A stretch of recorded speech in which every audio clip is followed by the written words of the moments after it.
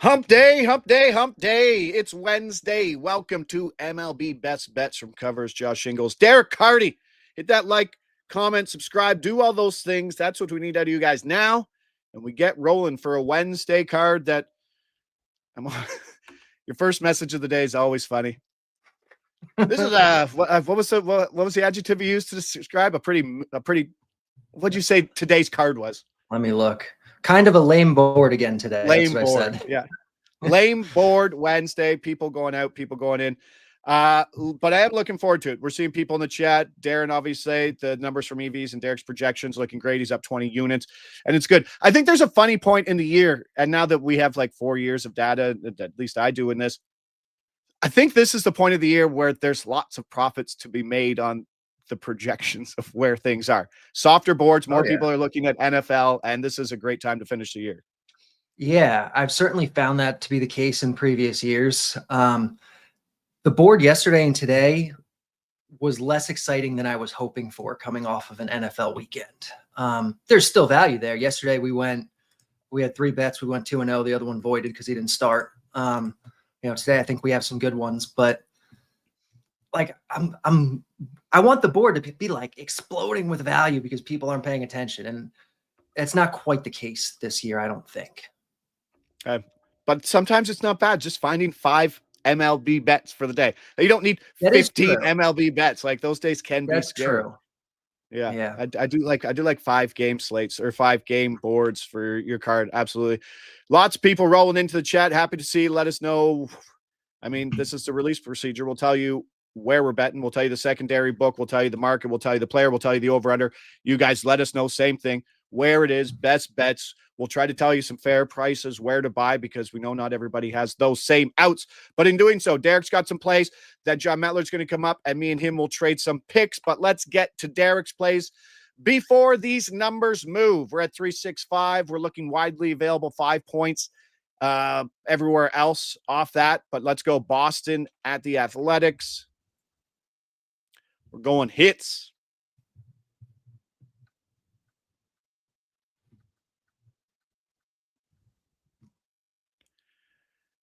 And we are going Colby Thomas under 0.5 hits plus 140.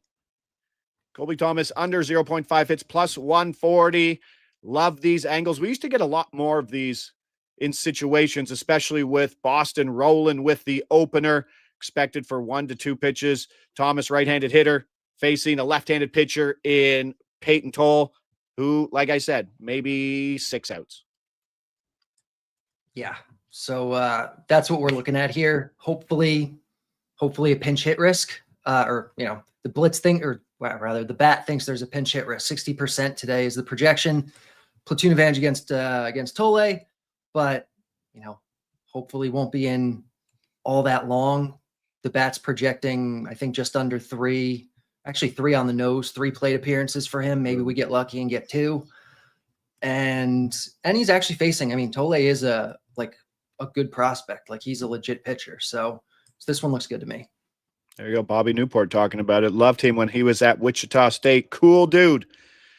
I was going to ask, did you just name like the opener, random opener? Is it Tolle? Is it Toll? But if it's a prospect, you probably got a better handle on him than a journeyman left-handed opener. That's for sure.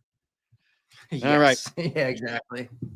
Now, interesting. We pivoted. You did have Nick Pivetta at a similar price here as this next one in the same market. I don't know if that moved or you just saw more value in this one. A combination of both. It moved a few points and I didn't love it to begin with. And then this one kind of moved the other direction and I didn't love it to begin with. And I still am scared of it, but I like this one better, at least at the number. Yeah, let's go. Bet 365. We're seeing 15 points off everywhere else, but widely available and probably a threshold. Let's go Milwaukee at Texas and pitcher outs. Can't get 365 to work, Josh. And ladies and gentlemen, producer Mick making an appearance.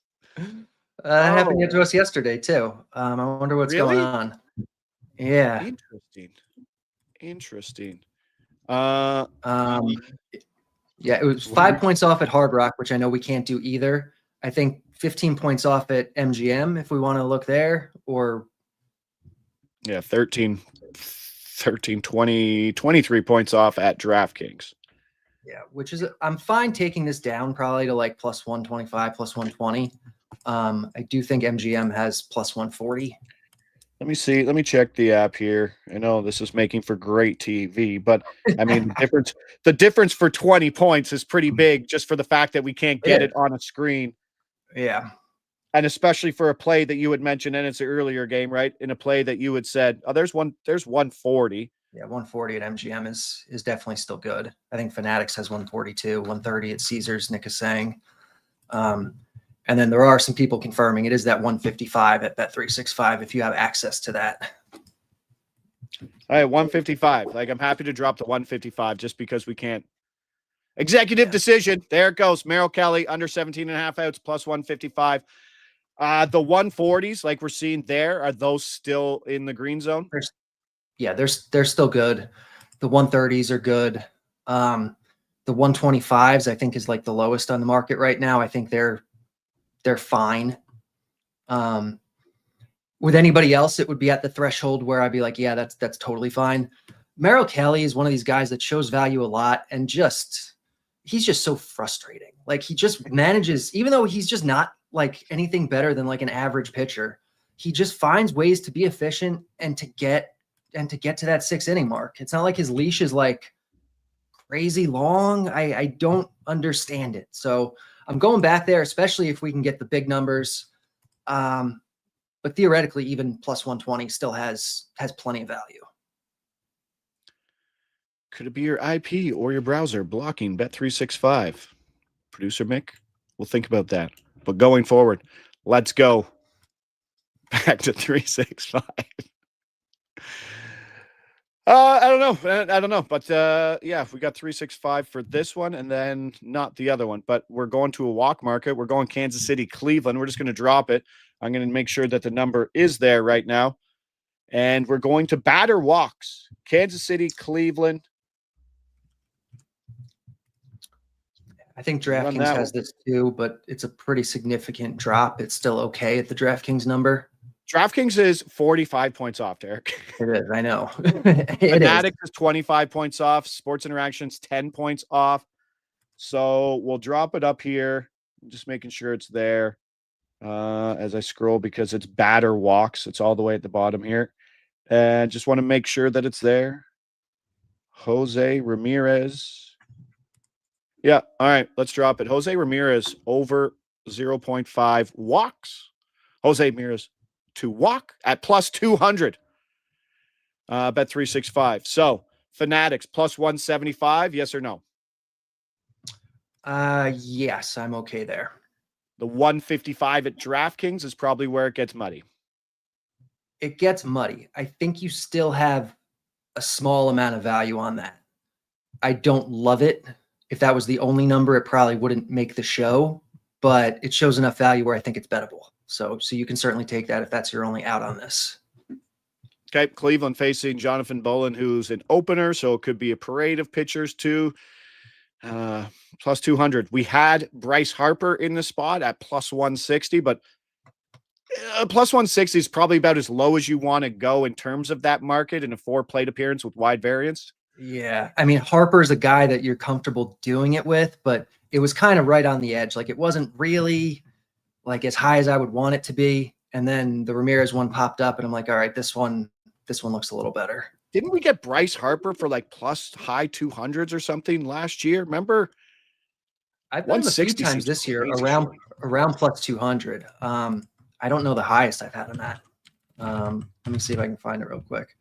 170, 195, 195, 230, 165, 200, 210, 170, 210, 210, 170, 175. So yeah, I've had him a few times. Usually right in that like high hundreds, 200 area. All right, there it is. Jose Ramirez for a walk. Let's get to the 4th play here. It's already been dropped in the chat. You guys are in our minds. Cubs, Braves. We're at DraftKings. Hitter strikeouts. And if you've been following the chat and people who follow Derek's numbers, this is one of their favorite markets at one of their favorite totals because of this number and these prices. Kevin Alcantara, That'd be funny if Kevin said his name was Alcantara and Sandy was Alcantara. That would make sense. But over 1.5 hitter strikeouts, plus 226 here. Projects for 1.41, facing Sale out of the 9 hole. So you already have him out of the 9 hole. If he's hitting anywhere else, that's just a bonus, whether it's 7 or 8 or 9. It's not going 9-1, but could go up. Yep, exactly. I mean, he's facing Chris Sale, one of the absolute best pitchers in baseball, big time strikeout guy.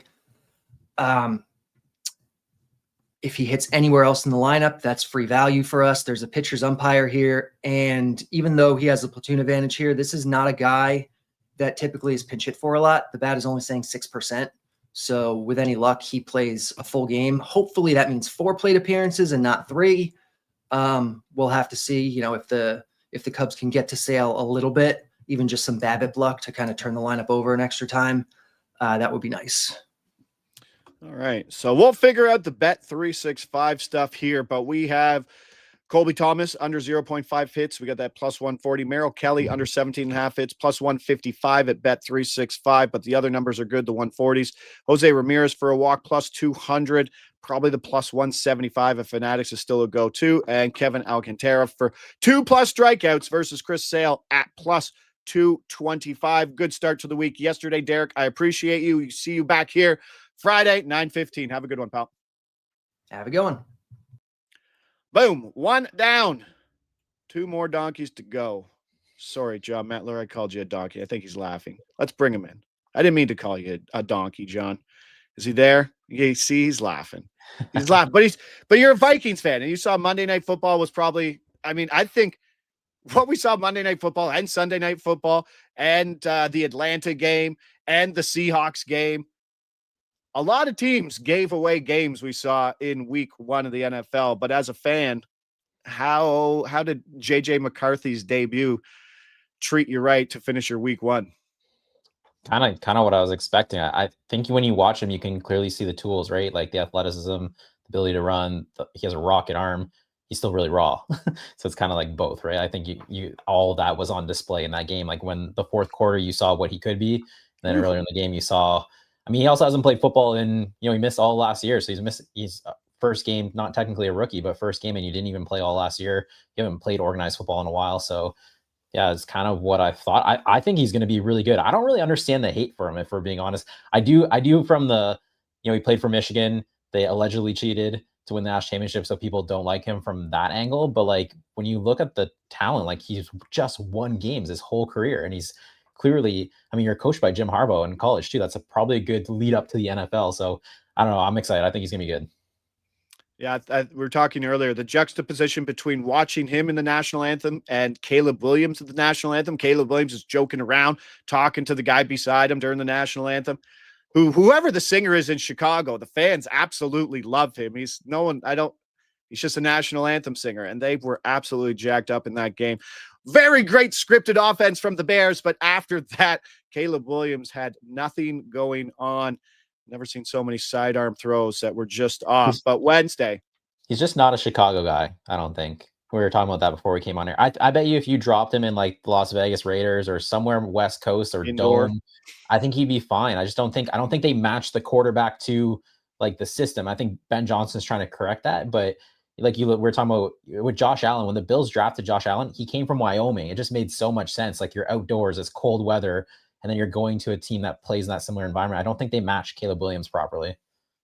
Imagine drafting Caleb Williams over Jaden Daniels. Yes, that one's going to look interesting. Then we get to see Jaden Daniels, Jordan Love Thursday night. That's a big game, but let's get to the MLB board, my friend. We got 3 picks in the best game of the week, Washington and Miami. Somehow we come up with 3 plays. I got 1, you got 2. Let's get rolling. James Wood, over 1.5 hits, runs, RBIs. Plus 110 for me here. Just before I went on, let me know if it has moved. I think there's some plus 115s there. I got the 110. I'll call it a 110. Yuri Perez has fallen off a cliff. 8.52 ERA over his last 6 starts. More hits than innings pitched. 9 home runs over those 25 innings, and you'll get to that, John. James Wood, just saw him a week ago and went 1 for 3 with 2 runs. I think the familiarity factor always favors the batters in these things. And he's slashing 282, 378, 468 over his last 18 games. averaging 2.1 hits, runs, RBIs over that stretch. Projects for 2.1, one of the best hits, runs, RBIs projections, and that number is great. 2 home run props versus Yuri Perez, who, like I said, 9 home runs allowed over his last 6 starts. Give them to me, John. Yeah, we're going James Wood. So, I mean, if he hits a homer, you'll cash your bet very easily. So, kind of what you were saying, but also I was more looking at this from James Wood, the 2 games that he's played in Miami here. The last game, he had 2 hits and a walk. The game before that, he had 3 hits and a walk. Like, tell me you're not seeing the ball in that ballpark with the batter's eye. You never know when players go into different ballparks on the road, how they might respond to it. It's a thing for sure. You've heard so many players talk about it. He's clearly likes the ballpark. He hasn't hit a home run in those 2 games, but obviously the bat is hot. Like you're saying, Yuri Perez, he's given up 4 home runs the last 2 games. He's given up 11 on the year, not in many innings, but 7 to lefties. James Wood is a lefty. So this was close. I thought this should be closer, but like plus 350, not the biggest of edges, but when you see the heater like that and like kind of everything else lining up, I'm going to take James Wood plus 425 to hit a homer here. I'm also going with another guy in the Nationals. I'm going Josh Bell. This feels very similar to when we bet Matt Wallner a couple weeks ago, where Josh Bell has homered in 3 straight games. He had 2, not the game before, but the game before that. So it's like, can he really homer in 4 straight games? Matt Wallner did it for us. I mean, it's not really how it works. If anything, the bat's just really, really hot. And it's the same thing. You're going against Yuri Perez. The splits kind of all line up. This one was showing a really solid edge. Projections had him about like plus 350. So this was kind of popping out more than James Wood was. He's just running really, really hot. And the homer he hit yesterday was like second deck in Miami. It's kind of the same vibe as James Wood. It's like, obviously he's seeing the ball in the ballpark. I'm going to take him here against Yuri Perez. Boom. Like it. Somehow we don't have Miami-Washington in an afternoon game. It doesn't make any sense. Somehow it's at 6 o'clock. This should be the 1 o'clock game for sure. Hell, they should probably put Miami-Washington on at 11 a.m. just so we have baseball at that time. All right, 3 straight pitcher out props for me. Starting here, Cincinnati, San Diego, Andrew Abbott under 17.5 outs, minus 102. Cincy, absolute, just falling, and Abbott has dropped 3 straight starts where he has gone 4.2, 5, and 4 innings pitched. 14 runs over those 13.2 innings pitched with 20 hits allowed. He's pushing over 150 innings for the first time in his career, and it's a road start versus a good offense that took him for 102 pitches and 5 innings pitched in late June. Projects for 15.87 outs on 90 pitches. So I think you can take this down to even the 16 at even money. That's number 1. Number 2, a guy that's winning, but we'll see how it goes. Detroit at New York. Carlos Rodon under 17.5 outs. Little plus money. I got plus 103. That's in my account. I can't bet everywhere. There are some plus 120s out there. Go get it. Coming off a tie for a season high in pitches. One of my favorite angles ever. 109 pitch game he's coming off. Last time he did it, he threw 107 pitches, but he also had 5 walks and only went 15 outs. Looking for a drop in hopefully volume, but certainly a drop in quality from Rodon at home versus a good Detroit offense. 5 and 7 to the under over his last 12 starts. 35 walks in 61 strikeouts over that stretch. Run up that pitch count with that bad command, especially after a big workload. Projection 16.32 outs, 94 pitches from the bat. Third one, let's go an over. Coming off an absolute dud versus a terrible offense. Minnesota at the Halos. Jose Soriano over 15.5 outs, minus 106. He got crushed last outing, which was his worst outing of the entire year. This is when professional players remain focused and bounce back. I don't like to say bounce back angle, but pitchers do generally focus a little more, especially a home start. He's gone over in 4 straight before getting beat up and over in 7 of his last 9. Those are always just nice to have, but he gets a bad Minnesota offense at home, has that 90 to 95 pitch count. He can strike batters out, and he projects for 16.4. So take the 15. I think you play this to minus 120, minus 125.